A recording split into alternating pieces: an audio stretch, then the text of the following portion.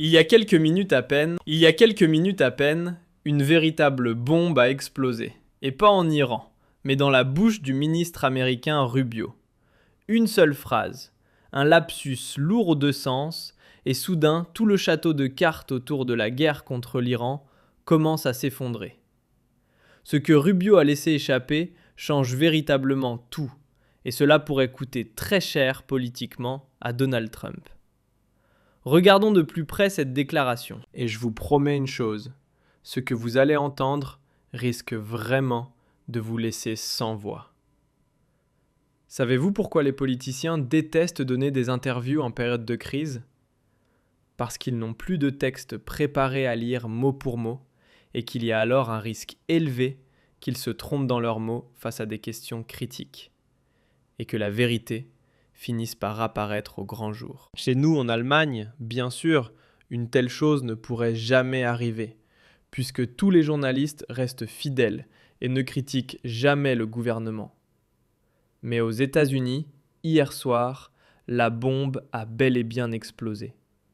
Après une réunion interne de sécurité du gouvernement, le secrétaire d'État Rubio et le ministre de la Défense Exet ont répondu à quelques questions des journalistes. Et que dire ? Rubio a clairement laissé échapper quelque chose qu'il n'aurait jamais dû dire, et maintenant la tempête politique est déclenchée en Amérique. Même certains médias conservateurs ont écrit que Rubio venait de dire la pire chose possible. En tout, 2 déclarations de Rubio posent particulièrement problème. L'une concernant les difficultés américaines en matière de munitions, et l'autre révélant la véritable raison de l'attaque américaine contre l'Iran. Commençons d'abord par sa remarque sur les problèmes de munitions, avant d'aborder la déclaration explosive sur les raisons réelles de cette guerre. Et je vous le promets, c'est surtout la seconde qui risque vraiment de vous faire tomber de votre chaise. Et avant d'examiner plus en détail cette déclaration, je veux d'abord vous montrer une courte vidéo de l'attaque iranienne contre Israël qui a eu lieu la nuit dernière. Après l'avoir vue, vous comprendrez encore mieux pourquoi les propos de Rubio sont si explosifs. Regardez bien. On peut clairement voir dans le ciel une véritable pluie de projectiles. Les Iraniens ont lancé une salve massive de missiles qui semble submerger les systèmes de défense. J'ai choisi volontairement cette vidéo parce que, désormais, même des médias très favorables à Israël, comme Fox News, commencent à rapporter que Tel Aviv subit des attaques massives et que des dizaines de missiles iraniens ne sont plus interceptés par le système Iron Dome. Et tout cela, rappelons-le, seulement au 3e jour de la guerre. Apparemment, les systèmes de défense aérienne d'Israël s'épuisent déjà après 3 jours.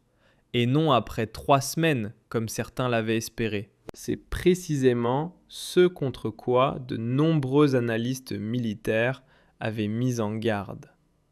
Malgré ces avertissements, Israël et les États-Unis ont quand même décidé d'attaquer l'Iran. Et le plus étonnant, c'est que même le secrétaire d'État américain Rubio a fini par reconnaître ce problème et admettre que les calculs étaient erronés. Regardez cet extrait. Vous avez entendu ?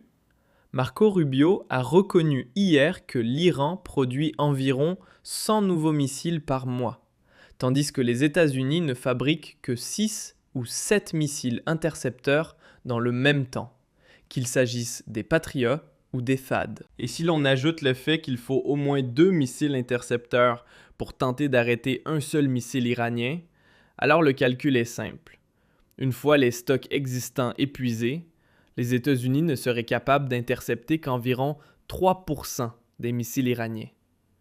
Et c'est précisément là que nous arrivons au point le plus critique. Même Zelensky a annoncé hier dans un communiqué que la livraison de missiles Patriot à l'Ukraine avait été annulée parce que ces systèmes doivent désormais être envoyés en Israël.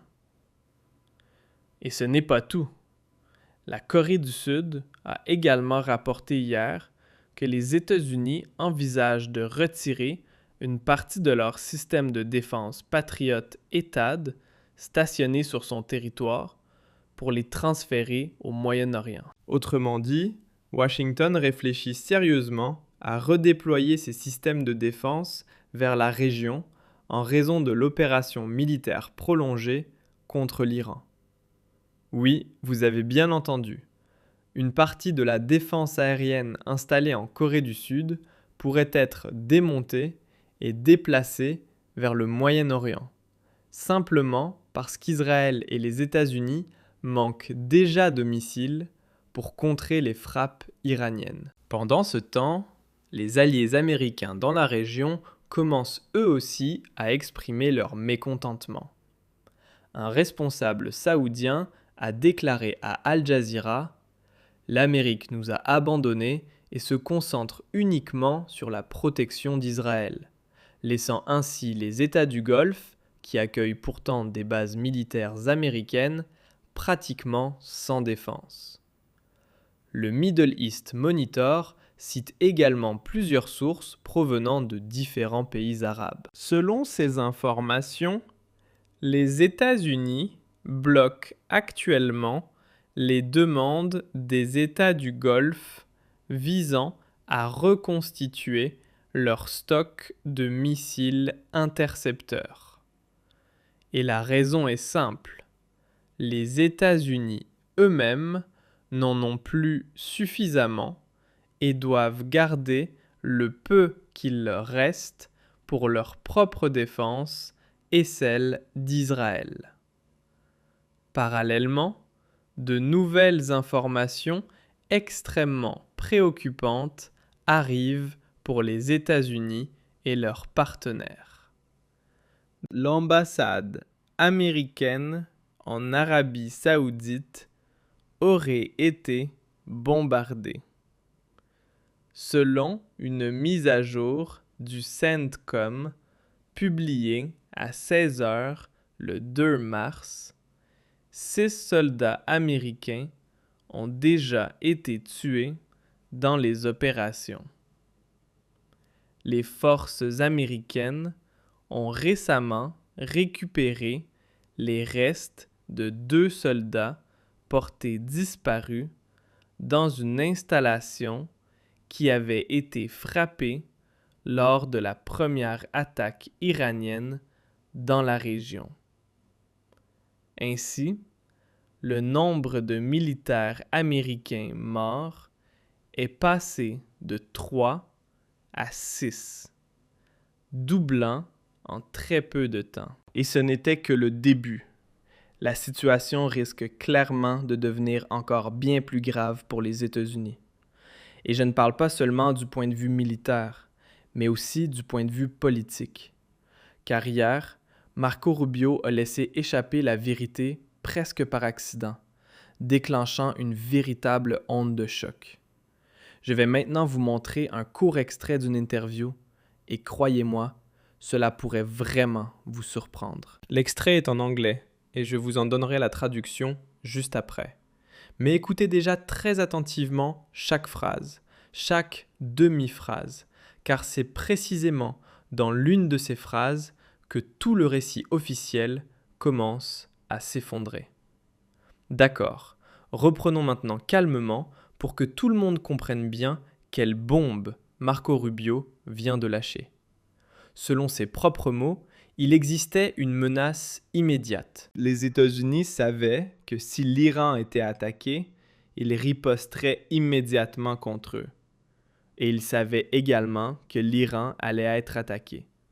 Autrement dit, ils n'allaient pas simplement rester là à attendre de recevoir le premier coup. Avec cette phrase, Rubio admet clairement que la menace immédiate ne venait pas d'une attaque iranienne contre les États-Unis, mais du fait que Washington savait qu'Israël préparait une frappe préventive contre l'Iran, et que l'Iran réagirait ensuite contre Israël et les forces américaines.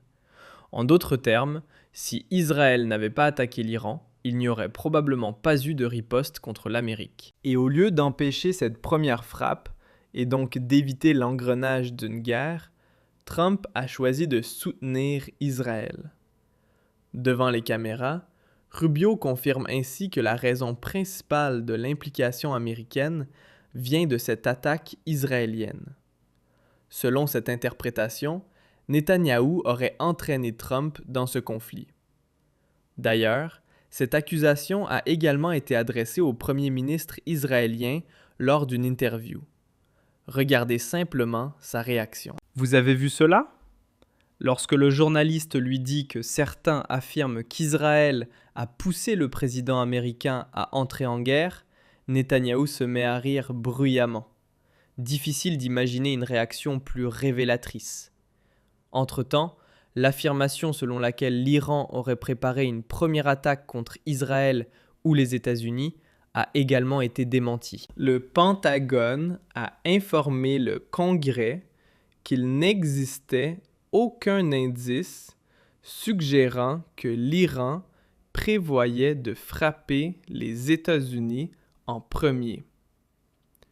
Lors de réunions confidentielles avec des membres du Congrès, des responsables de l'administration Trump ont même reconnu qu'aucune information des services de renseignement ne montrait que l'Iran préparait une attaque préventive contre les forces américaines. Vous voyez donc que la vérité commence peu à peu à émerger, et les médias réagissent désormais avec une grande agitation.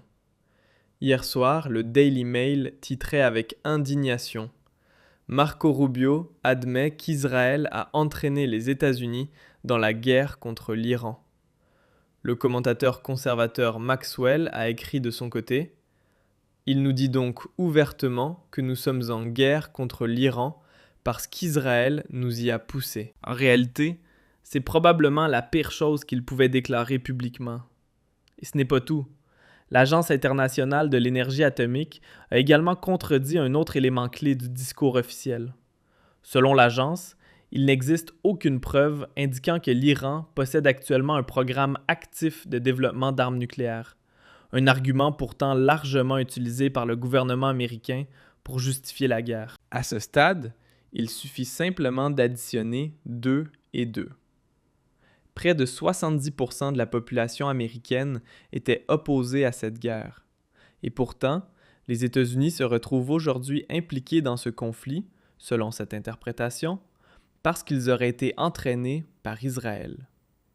Désormais, 6 soldats américains ont déjà perdu la vie, et cela pourrait déclencher une tempête politique contre Trump aux États-Unis. L'image qui circule actuellement est certes une satire, mais elle résume assez bien la situation politique.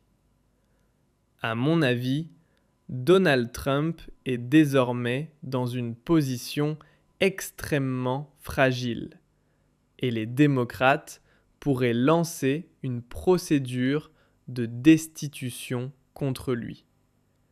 Certains pensent même qu'il pourrait ne pas terminer son mandat présidentiel. Peut-être que Trump lui-même en est conscient. Et c'est pour cela qu'il accélère maintenant les décisions militaires. 15 avions ravitailleurs américains seraient déjà en route vers le Moyen-Orient.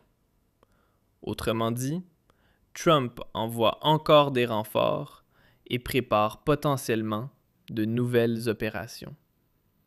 Et la situation devient encore plus explosive, car Trump évoque désormais la possibilité de déployer des troupes terrestres américaines.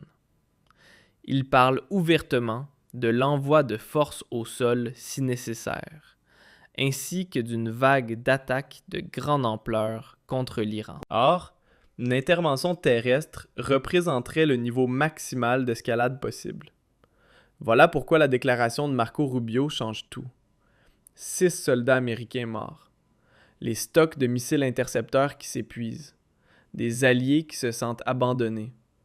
Et Rubio qui admet en direct à la télévision que la menace immédiate ne venait pas de l'Iran, mais de la situation créée par Israël. Tout cela pourrait coûter très cher politiquement à Trump. Et s'il décide réellement d'envoyer des troupes au sol, les conséquences pourraient être encore bien plus graves. Alors dites-moi, pensez-vous que Trump risque maintenant une destitution? Oui ou non? N'hésitez pas à l'écrire dans les commentaires et à laisser un like si vous voulez que je continue à vous tenir informé.